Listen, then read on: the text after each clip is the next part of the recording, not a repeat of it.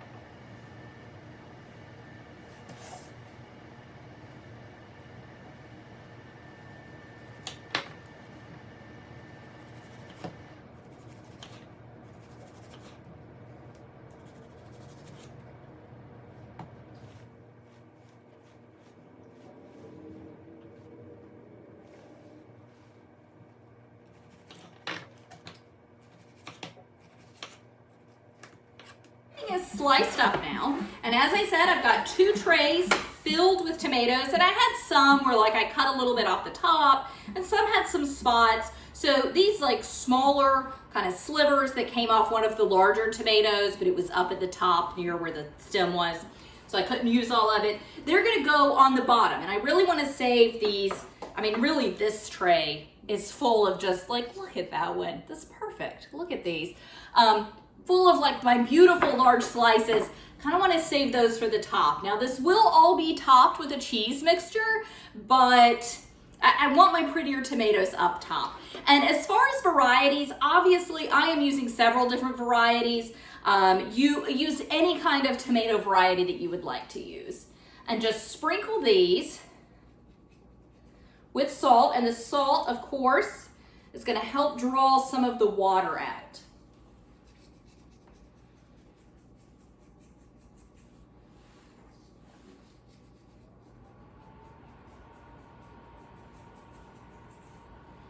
So I'm going to give all of these a flip and salt the other side as well.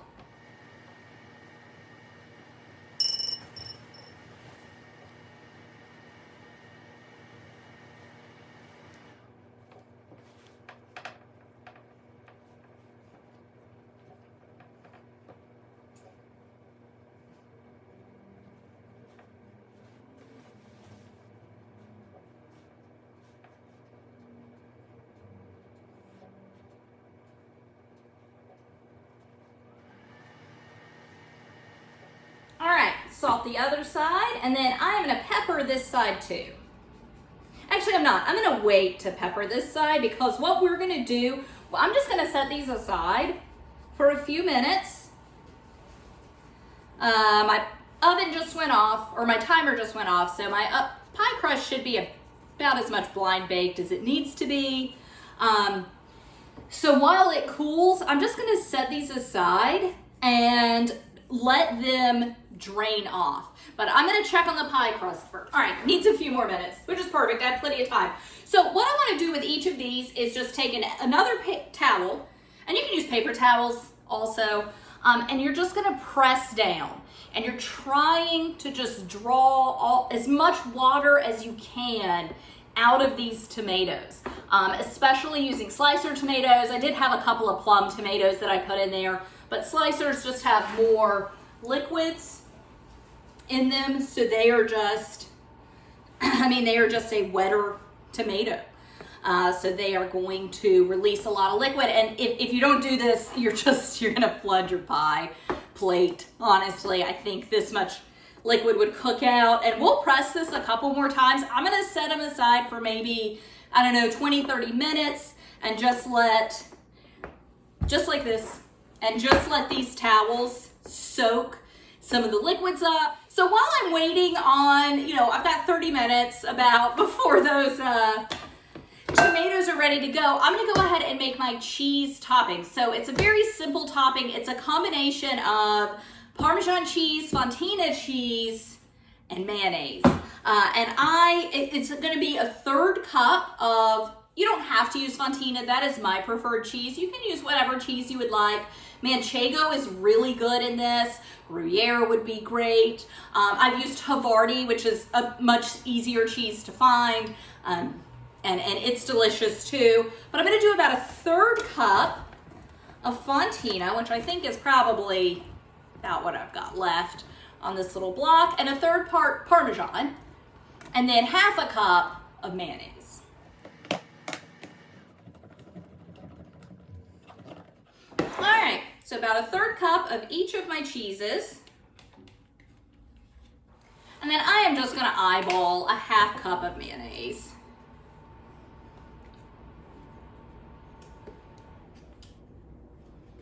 Measurements do not need to be super precise with this.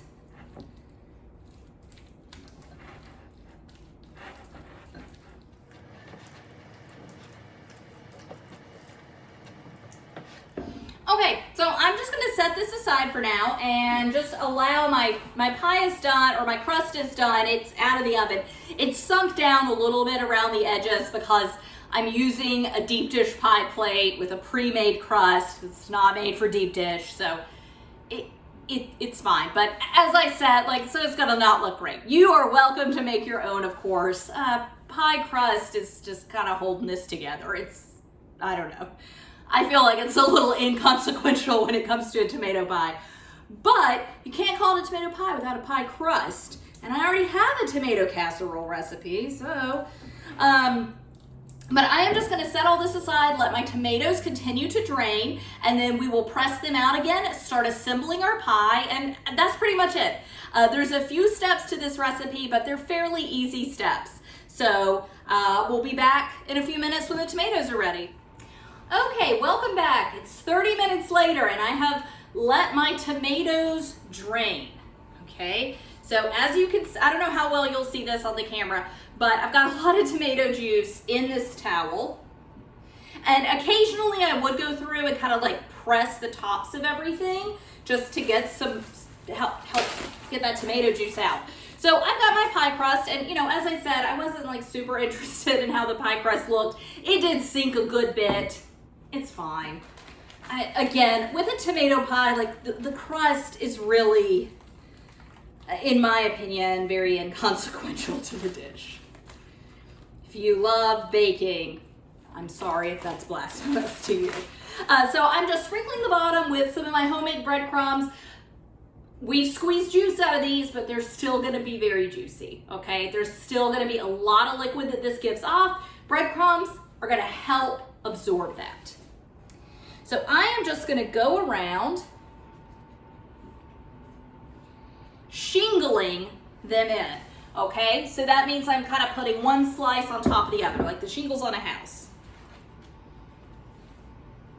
And I'm gonna use these round ones. This was the tray that had like some of the less attractive slices on it. Ooh, that's a good one. I'm gonna save that. I'm gonna use my rounder ones to go around the edge and kind of start my shape. And then I'll use some of these more macerated ones that are smaller or cut thinner and do those in the center to really fill the center of my pie.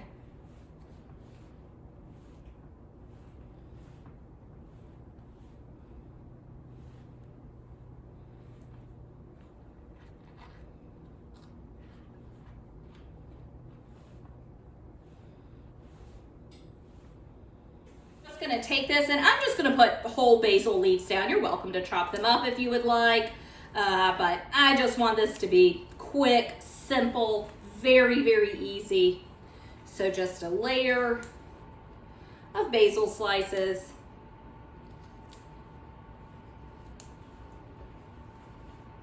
Okay, then I'm going to do another layer of breadcrumbs, just a handful. Just kind of sprinkling that around. Handful for me is like roughly half a cup.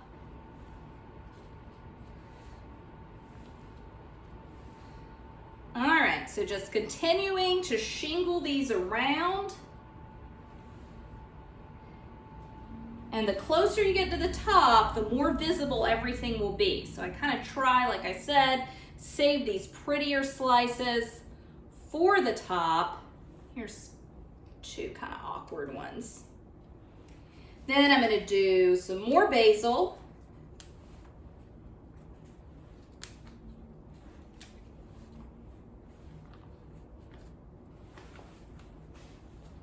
And you don't want to do, I mean, be careful, especially since I'm being lazy and not cutting this.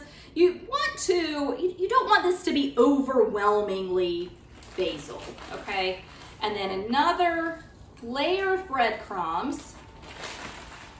And then our final layer of tomatoes. And I am just going to do my best to alternate the colors.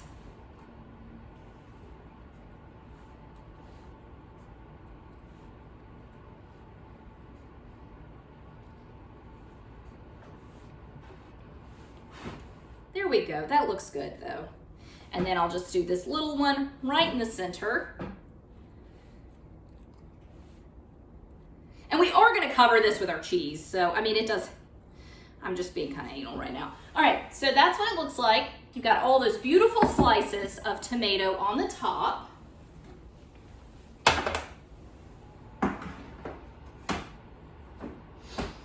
Okay, so last thing we're going to do, well, second to last thing, you do a little bit more breadcrumb. We are going to put our cheese mixture on the top. And so dollop it out.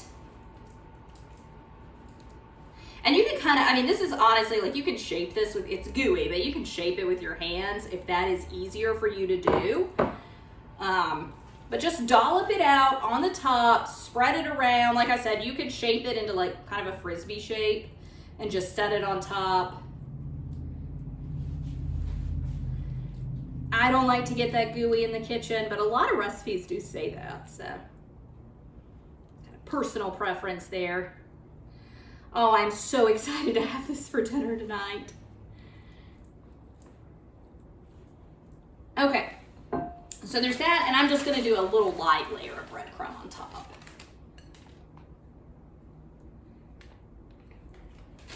Not even all those. Okay, so that's it. I am gonna pop this into an oven that's preheated to, I believe, 350. Yes, I did, okay. Yes, it is a 350 degree oven. So I'm just gonna pop this in the oven, and this is gonna bake covered for 30 minutes, uncover, and bake for another 20 minutes, okay? So I will just lightly foil the top of this, and this is just to keep it from burning. Lightly foil the top of this, bake it 30 minutes, uncover it, make it 20 more minutes, but keep an eye on it. You don't want all this to burn. And then, much like a lasagna, please let this sit for 15, I'd say 15 in my recipe. This needs to sit a minimum of 15 minutes before you slice into it. And you want to cook this in this deep dish pie. I'm not going to worry about it, but I'll do it anyway, even though I'm not concerned. But you want to bake this on a sheet tray or a sheet pan, a baking dish, a baking dish or a baking sheet or a sheet pan. Same thing as far as I'm aware. Because again, this is a deep dish pie plate. If you're just using a regular pie plate, I mean, you'll do everything I did. It's just gonna be a little taller. You're gonna very possibly get some overflow, okay? So I know we took the juice out. I totally just realized I forgot to pepper all those tomatoes. It's all right.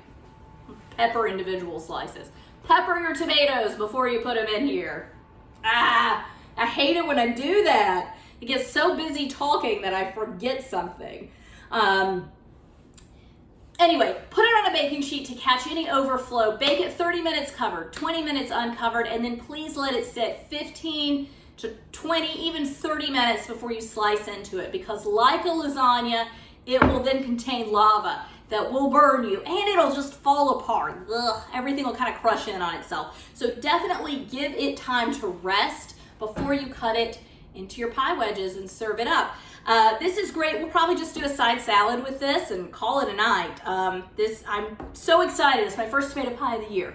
So hopefully I'll have enough tomatoes. I'm sure I will have enough tomatoes to do several more. But until then, thanks so much for joining me. Bye.